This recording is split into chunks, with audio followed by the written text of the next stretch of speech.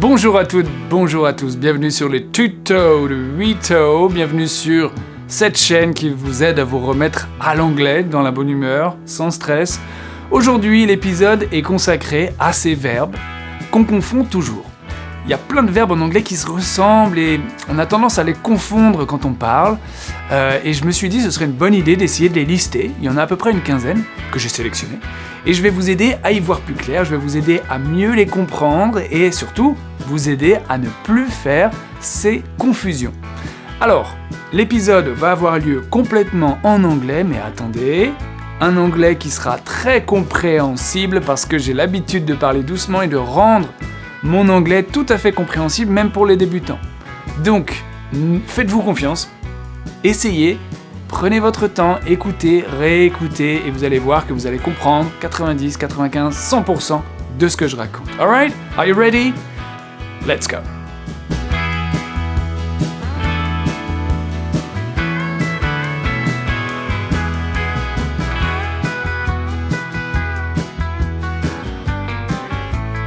The first two verbs. So, the first two verbs are win and earn. Win and earn. In French, gagner. Win is used when you actually win a competition. When there is an opponent and you beat this opponent. Or sometimes you may win an award. Earn is slightly different. Earn has to do with money most of the time. You earn money, you don't win money. Especially when you get something in exchange.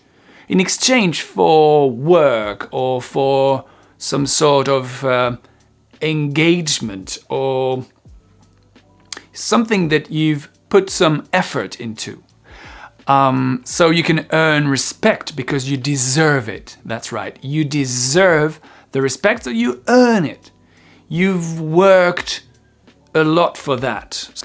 Now there is a third verb that people use and sometimes get confused with. It's to gain. So win, earn, and gain. Gain is to accumulate. Gain is to increase. Okay? For example, you can gain weight if you eat too much fat. You gain weight, you put on weight, or you can gain experience. Okay? You accumulate experience. Number 2, borrow and lend. Borrow and lend. Can you repeat? Borrow, and lend. Well, borrow and lend are slightly different. Again, to lend is giving something to someone for a given period of time and expecting you will get it back. You can lend your phone to a friend. I will lend you my phone, but please give it back to me when you are done. Okay? Now, borrow is actually the contrary.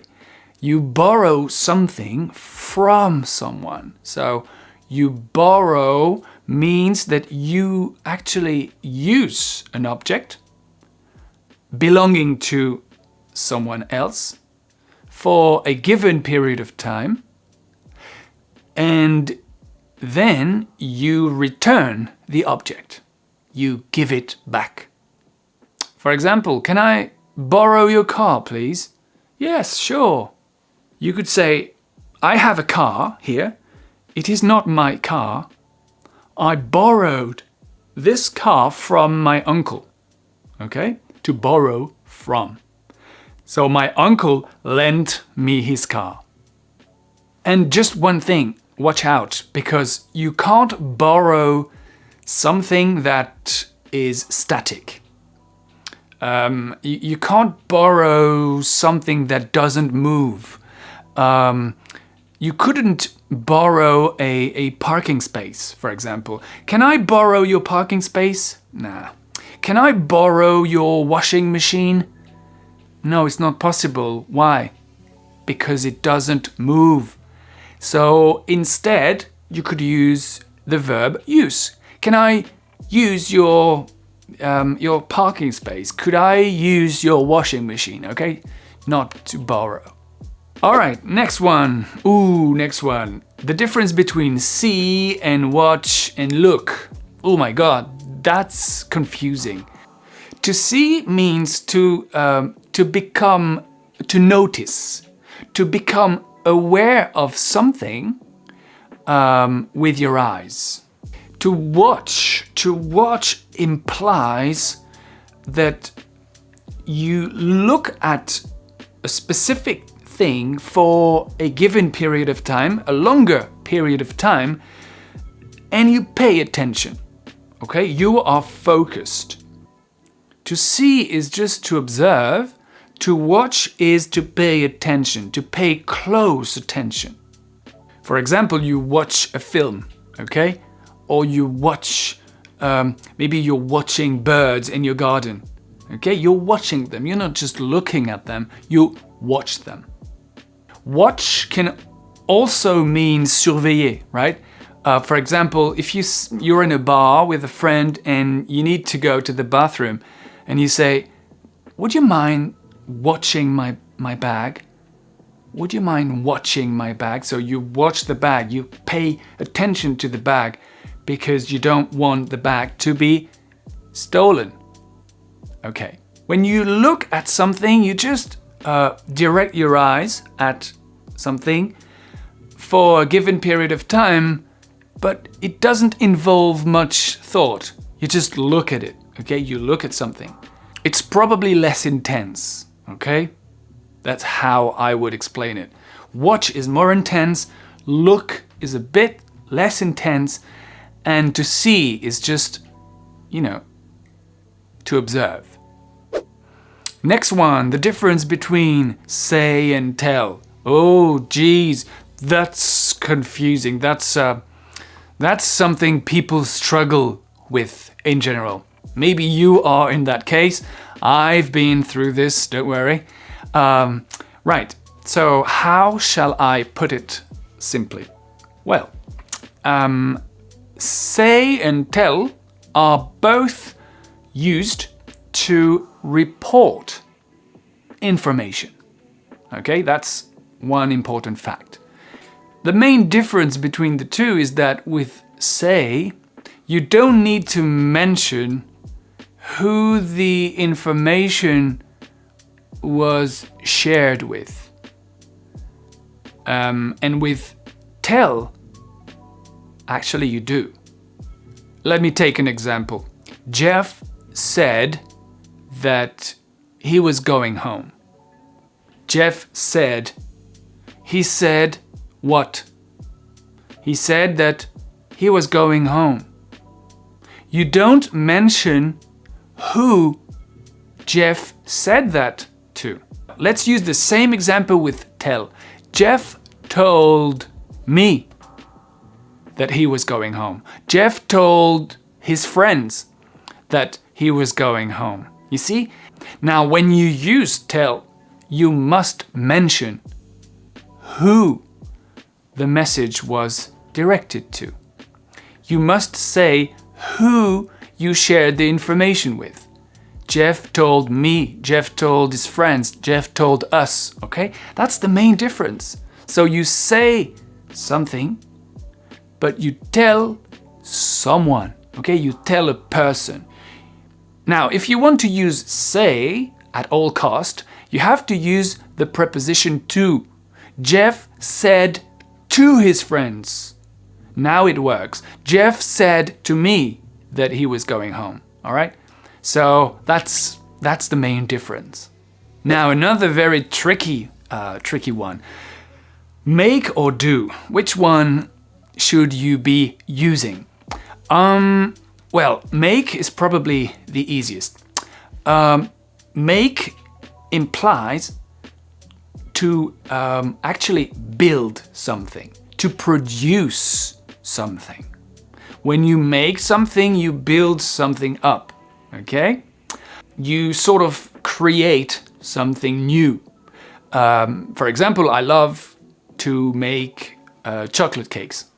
Children love to make sand castles, right?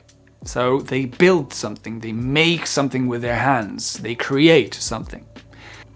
You can also use make with sounds, okay, or noises. Sometimes people make strange noises or to make weird sounds, right? So to make sounds, or it's also linked with decisions or plans. To make plans, to make a decision, in English you don't take a decision, you make a decision. Or you make up your mind, okay? You make up your mind.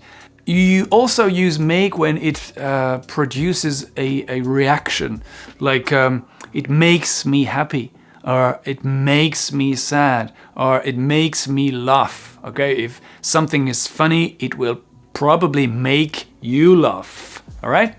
Now, do. Do is faire in French, okay? So, what is the main difference? Well, do is mainly used for jobs, work, and tasks. Things you have to do. Like cleaning your house, for example. I do the cleaning. I do the dishes. I do my chores, okay? This is a task, something you have to do. And also for non-specific activities, when you do nothing, I didn't do anything, okay? It means that I actually didn't build anything, I didn't make anything, so I didn't do. You use do instead of make, all right? I hope you get the gist. Next one, to take or to pass.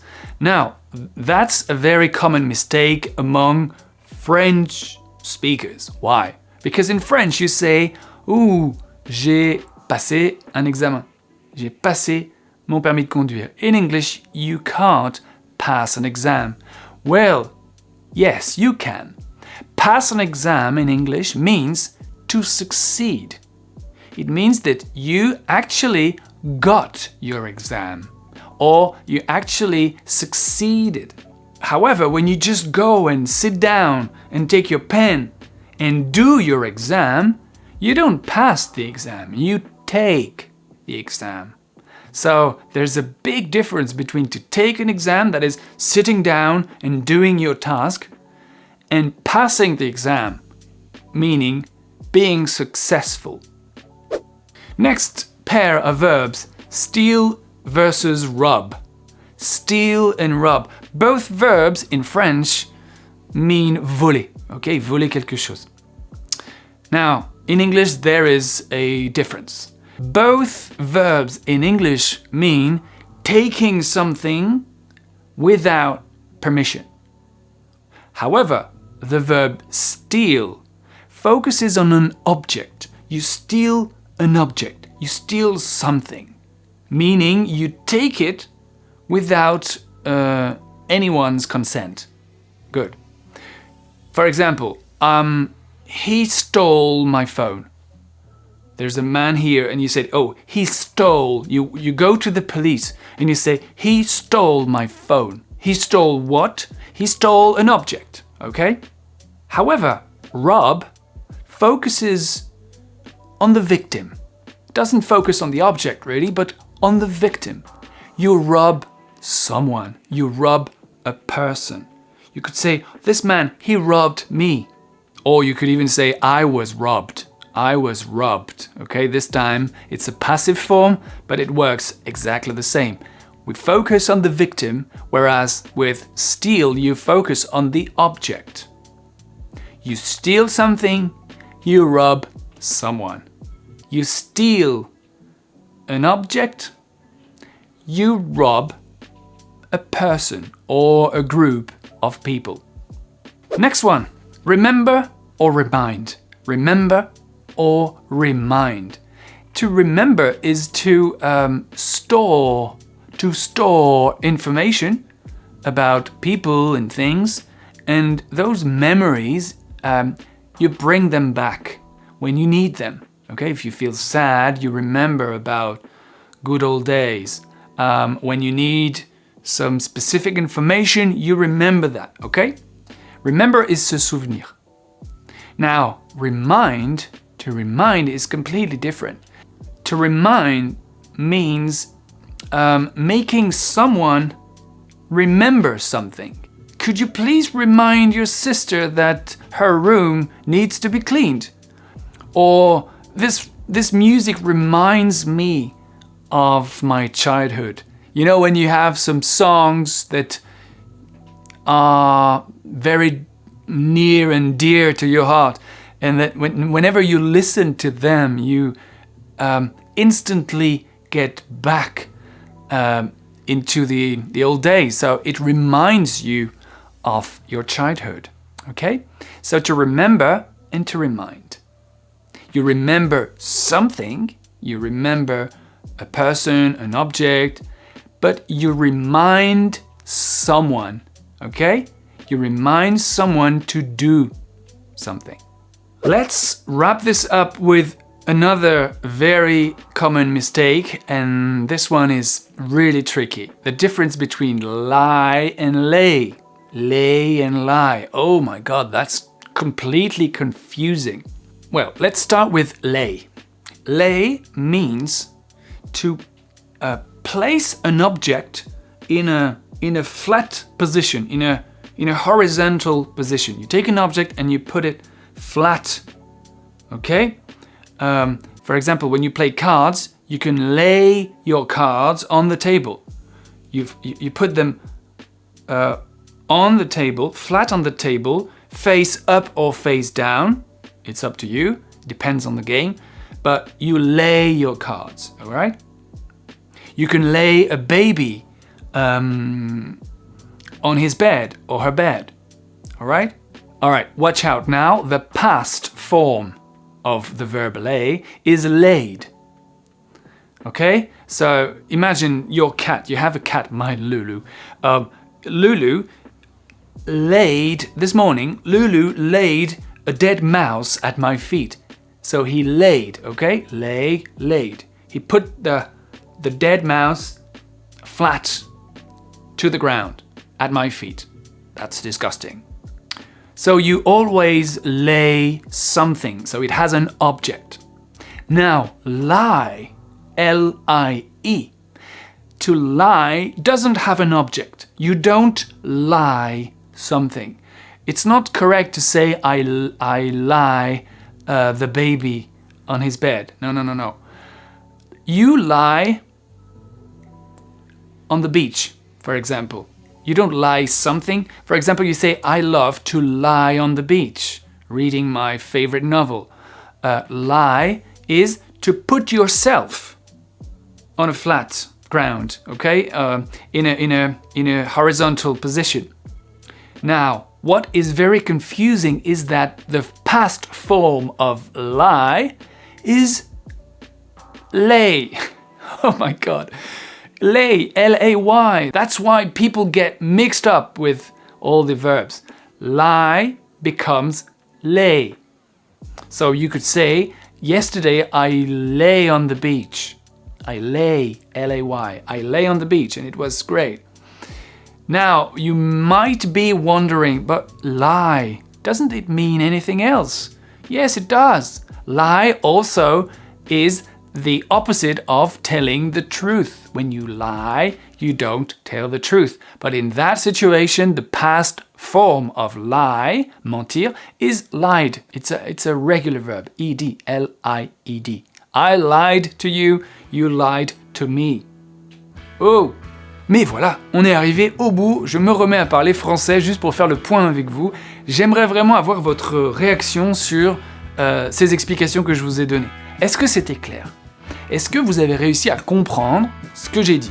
Certains, évidemment, oui. D'autres, peut-être, sont surpris en se disant « Mais finalement, j'arrive à comprendre ce qu'il raconte. » Et là, on se dit « Ok, il y a quelque chose qui se passe. » Non seulement, pendant une dizaine de minutes, vous avez été immergé dans l'anglais, mais en plus, vous avez compris des nuances entre des mots de vocabulaire. Ce qui est quand même kill one bird with Il y a cette expression qui dit en anglais « to kill two birds with one stone ». C'est pas très sympa pour les petits oiseaux. Mais ça veut dire vraiment faire d'une pierre deux coups. Vous avez à la fois utilisé et entendu de l'anglais et en même temps vous avez progressé en lexique. Donc ça c'est une chose importante. Donc dites-moi ce que vous en avez pensé et je vous répondrai. Et si vous avez d'autres questions, s'il y a d'autres verbes que vous confondez régulièrement, je pourrais peut-être en reparler la prochaine fois, ou en tout cas parlez-en dans les commentaires. Merci beaucoup à toutes et à tous. Je rappelle que mon livre est sorti il y a quelques mois, vous pouvez toujours le commander. Je vous laisse le lien dans la description, bientôt bilingue aux éditions First, n'hésitez pas à aller faire un petit tour, vous ne serez pas déçus. Merci beaucoup, à très bientôt, bye bye, cheers.